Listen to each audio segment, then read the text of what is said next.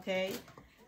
First, lagay natin yung beef. Pero yung version ko, cook in pressure cooker. Para madali lang. 30 minutes lang natin to iluluto sa pressure cooker.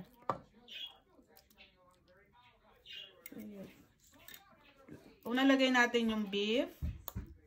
Kahit anong part ng beef, okay yan. Kung anong meron kayong available.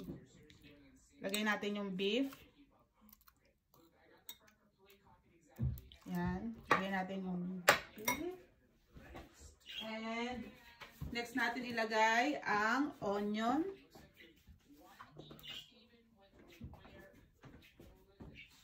Lagay natin ang onion. And lagyan natin siya ng soy sauce.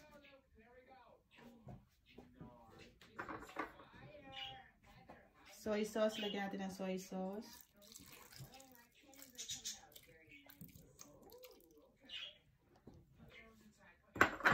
At garlic. Lagyan natin ng garlic. Ginger. Luya. Lagyan natin ng ginger. And lagyan natin siya ng 2 pirasong star anise.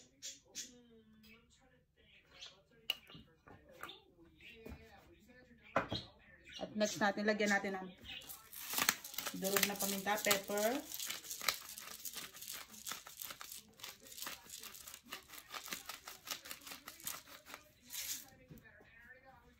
At konting sugar. Lagyan natin siya ng konti lang na asukal. Yan.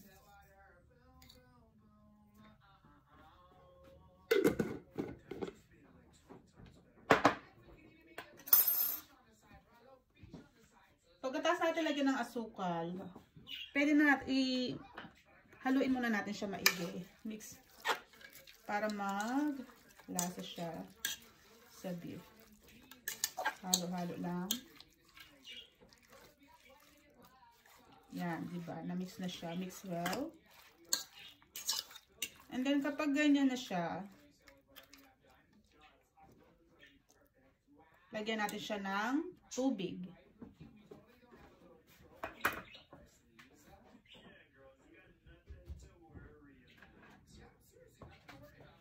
Lagyan natin siya ng tubig.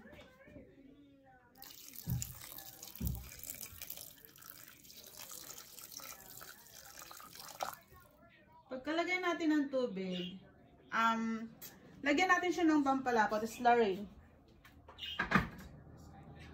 Yung pinaghalong cornstarch at tubig. O, wala kasi akong cornstarch, kaya harina yung ginamit ko sa ngayon.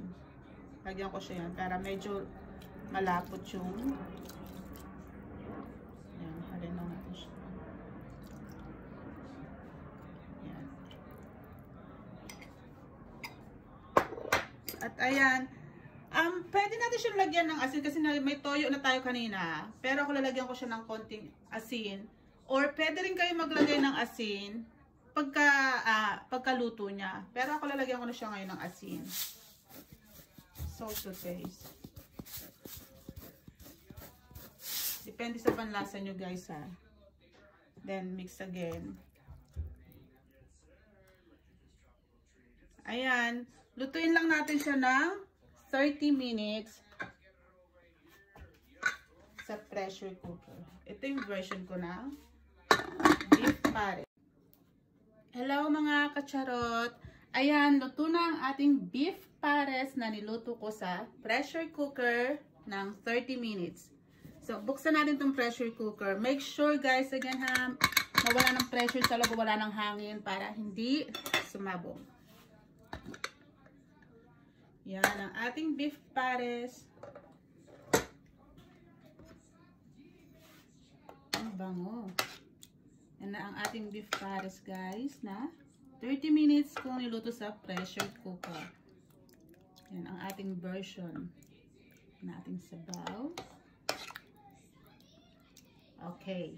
Tikman natin ang ating beef pares cook in pressure cooker. Meron ako ditong kanin. Yan ang ating kanin. Lagyan natin ng ating beef pares.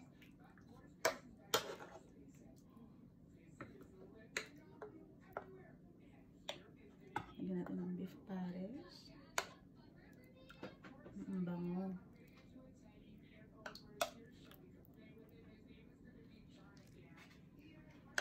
Let's have a taste.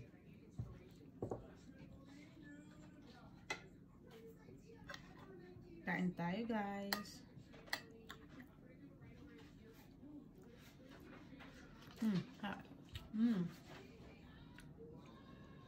Dahil sa pressure cooker natin siya niluto, kaya malambot yung beef.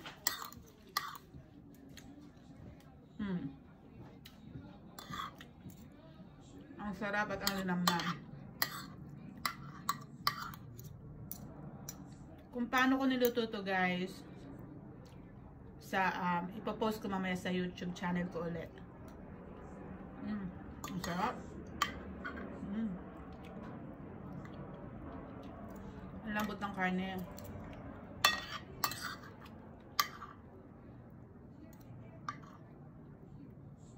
Kain tayo, guys.